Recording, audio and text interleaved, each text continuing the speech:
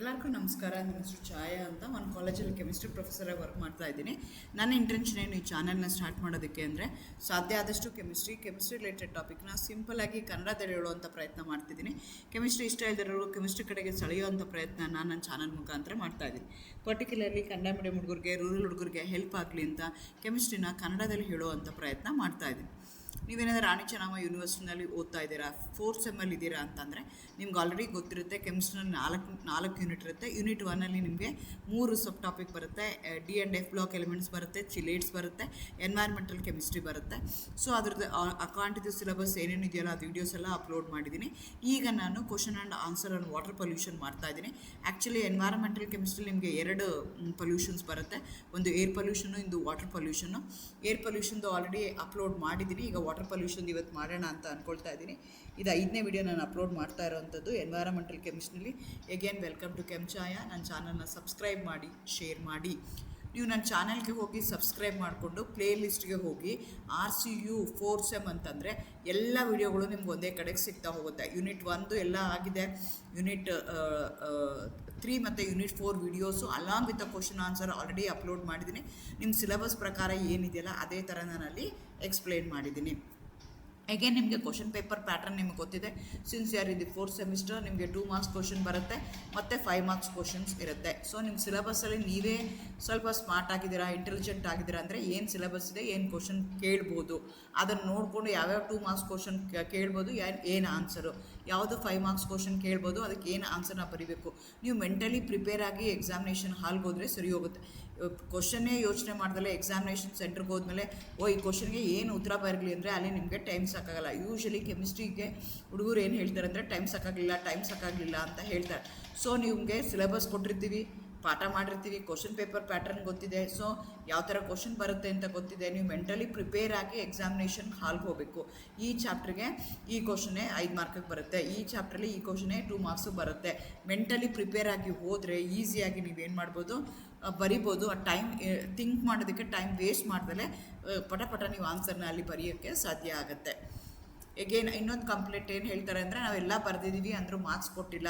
ನನಗೆ 90ಗೆ 90 ಬರೋಂಗೆ, 70ಗೆ 70 ಬರೋಂಗೆ, 100ಗೆ 100 ಬರೋಂಗೆ ನಾನು ಬರೆದಿದ್ದೀನಿ, ಅಂದರೂ ನನಗೆ ಕಡಿಮೆ ಕೊಟ್ಟಿದ್ದಾರೆ, 50% ಕಡಿಮೆ ಕೊಟ್ಟಿದ್ದಾರೆ ಅಂತ ಹೇಳ್ತಾರೆ. What the question demands, what the examiner, what the evaluator expect from that particular question, ಅದು ಬರೆದಿದ್ರೆ ಮಾತ್ರ ಮಾರ್ಕ್ಸ್ ಸಿಗುತ್ತೆ, ಇಲ್ಲಾಂದರೆ ಮಾರ್ಕ್ಸ್ ಸಿಗೋದಿಲ್ಲ. ಸೊ ಹಾಗಾಗಿ ಸೆನ್ಸಿಬಲಾಗಿ ಲೇಮ್ಯಾನ್ ಮಾತಾಡೋ ಥರ ಮಾತಾಡೋದಲ್ದಲೆ ಸೆನ್ಸಿಬಲಾಗಿ ಏನು ಪ್ರಶ್ನೆ ಕೇಳಿದ್ದಾರೆ, ಏನು ಉತ್ತರ ಬರೀಬೇಕು, ನಾವು ಉತ್ತರ ಕರೆಕ್ಟಾಗಿ ಬರೀತಿದ್ದೀನಾ ಇಲ್ವಾ ಅಂತ ನೀವು ಅನಲೈಸ್ ಮಾಡಿ ಆಮೇಲೆ ಆ ಥರ ನೀವು ಮಾತಾಡಬೇಕಾಗತ್ತೆ. ಡಿಫೈನ್ ವಾಟರ್ ಪೊಲ್ಯೂಷನ್ ಅಂತ ಹೇಳ್ತಾರೆ. Contamination of water bodies by physical, chemical or biological substances that going to harmful to the life, the pollutants which are present in water which makes the water contamination, which make water unfit for drinking or survival of the aquatic organisms. ಅದಕ್ಕೆ ನಾವೇನಂತ ಕರಿತೀವಿ, water pollution ಅಂತ ಕರಿತೀವಿ. Name the 2 types of water pollutants ಅಂತ ಕೇಳ್ತಾರೆ. Organic chemicals, infectious agents, ಯಾವ್ದು ಬೇಕಾದ್ರೂ ಆಗಿರ್ಬೋದು. ಅದೇ ಕ್ವಶನ್ ಈ ಥರನೂ ಕೇಳ್ಬೋದು. Name any 4 biological contaminate present in water ಅಂತ. Bacteria, virus, protozoa, algae, these are the different biological contaminants ಇರ್ಬೋದು. ಈ ಬ್ಯಾಕ್ಟೀರಿಯಾ ಏನಿದೆಯಲ್ಲ, EC ಅಂತ ಕರಿತೀವಿ ಅಥವಾ ಸೆಲಮೋನಿಯಾ ಅಂತ ಕರೀತಾರೆ. ಟೈಫಾಯ್ಡು, ಕಾಲ್ರಾ ಇದೆಲ್ಲ ಬರುತ್ತೆ, ಡಿಸೆಂಟ್ರಿ ಇದೆಲ್ಲ ಬರೋಕ್ಕೆ. ವೈರಸ್ ಅಂದರೆ ಹೆಪಟೈಟಿಸ್ A ಇರ್ಬೋದು. ಆಮೇಲೆ ಪೋಲಿಯೋ ವೈರಸ್ ಆಗಿರ್ಬೋದು, which cause jaundice and polio. ಅದೇ ಥರ ಪ್ರೋಟೋಜುವಾ ಅಂತ ಹೇಳ್ತೀವಿ. ಅಟ್ಲೀಸ್ಟ್ ನಿಮಗೆ ಈ ಪ್ರೋಟೋಜುವಾ ನೇಮ್ ಗೊತ್ತಿಲ್ಲ ಅಂದ್ರೂ 4 ಬಯಾಲಜಿಕಲ್ ಕಂಟ್ಯಾಮಿನೇಟ್ಸ್ ಅಂದರೆ ಬ್ಯಾಕ್ಟೀರಿಯಾ, ವೈರಸ್, ಪ್ರೋಟೋಜುವಾ, ಆಲ್ಗಿ ಅಂತ ನಿಮಗೆ ಹೇಳಕ್ಕೆ ಬರಬೇಕು. Excessive growth leads to the eutrophication and oxygen depletion in water bodies. Algae ಜಾಸ್ತಿ ಆಗೋದ್ರಿಂದ ಆ ರೀತಿ ಆಗುತ್ತೆ. ಎಗೇನ್ ಪ್ಯಾರಾಮೀಟರ್ಸ್ ಆಫ್ ಆಕ್ಸಿಜನ್ ಅಂತ, ಪ್ಯಾರಾಮೀಟರ್ಸ್ ಆಫ್ ವಾಟರ್ ಅಂತ, ಇದನ್ನೇ 5 ಮಾರ್ಕು ಕೇಳ್ಬೋದು. 3 ಪ್ಯಾರಾಮೀಟರ್ಗಳನ್ನ ನಿಮ್ಗೆ ಇಂಪಾರ್ಟೆಂಟ್ ಆಗುತ್ತೆ. DO ಅಂತ ಕರಿತೀವಿ, BOD ಅಂತ ಕರಿತೀವಿ, COD. ಇದನ್ನು ಯಾವ್ದು ಬೇಕಾದ್ರೆ ಕೇಳ್ಬೋದು. ವಾಟ್ ಈಸ್ ಅಂತ ಕೇಳ್ಬೋದು ಅಥವಾ ಡಿಫೈನ್ ಅಂತ ಕೇಳ್ಬೋದು. DO ಅಂದರೆ ಡಿಸಾಲ್ವ್ಡ್ ಆಕ್ಸಿಜನ್ ಅಂತ, oxygen present in the water essential for aquatic life, ಅದಕ್ಕೆ ನಾವೇನಂತ ಕರಿತೀವಿ, DO ಅಂತ ಕರಿತೀವಿ. BOD ಅಂತಂದರೆ amount of oxygen which is present in the water for the aquatic life ಏನಾಗಿರುತ್ತೆ, ಜಾಸ್ತಿ ಆಗಿದೆಯಾ ಕಡಿಮೆ ಇದೆಯಾ ಅಂತ ನಾನು ಚೆಕ್ ಮಾಡಬೇಕು ಅಂತಂದರೆ ಅದಕ್ಕೆ ನಾನು ಏನು ಮಾಡ್ತೀನಿ, ಮೈಕ್ರೋ ಆರ್ಗ್ಯಾನಿಸಮ್ನ ವಾಟರ್ ಒಳಗಡೆ ಬಿಡ್ತೀನಿ.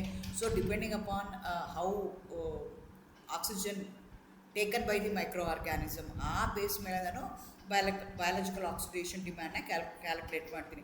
The amount of oxygen required by the micro organism to decompose organic matter in water. So ನಾನು ಪೊಲ್ಯೂಟೆಂಟ್ನ ಆರ್ಗ್ಯಾನಿಕ್ ಮ್ಯಾಟರ್ ಹಾಕಿದ್ದೀನಿ.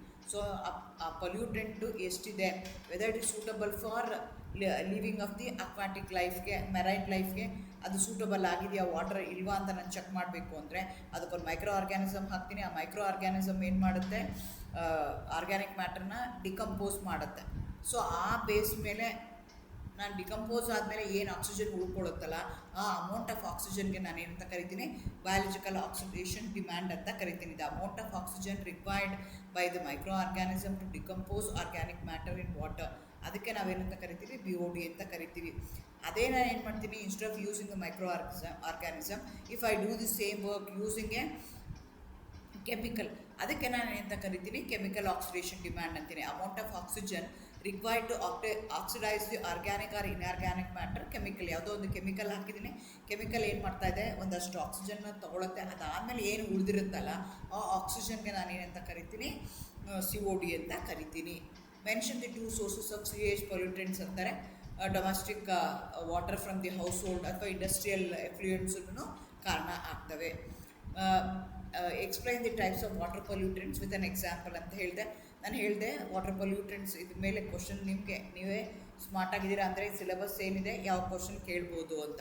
CH ಆ್ಯಂಡ್ ಡೊಮೆಸ್ಟಿಕ್ ವೇಸ್ಟಿಂದ ಬರುತ್ತೆ. Different types of pollutants, water pollutants infectious ಏಜೆಂಟ್ಸಿಂದ ಬರ್ತವೆ, ಆರ್ಗ್ಯಾನಿಕ್ ಕೆಮಿಕಲ್ಸಿಂದ ಬರ್ಬೋದು, ಇನ್ಆರ್ಗ್ಯಾನಿಕ್ ಮಿನರಲ್ಸ್ ಕೆಮಿಕಲ್ಸಿಂದ ಬರ್ಬೋದು, oils and ಸೆಡಿಮೆಂಟ್ಸಿಂದ ಬರ್ಬೋದು. ನಾನು ಹೇಳ್ದಂಗೆ ಈ ವಿಡಿಯೋಗಳನ್ನೆಲ್ಲ ಆಲ್ರೆಡಿ ಇನ್ ಡೀಟೇಲಾಗಿ ನಾನು ಎಕ್ಸ್ಪ್ಲೈನ್ ಮಾಡಿದ್ದೀನಿ.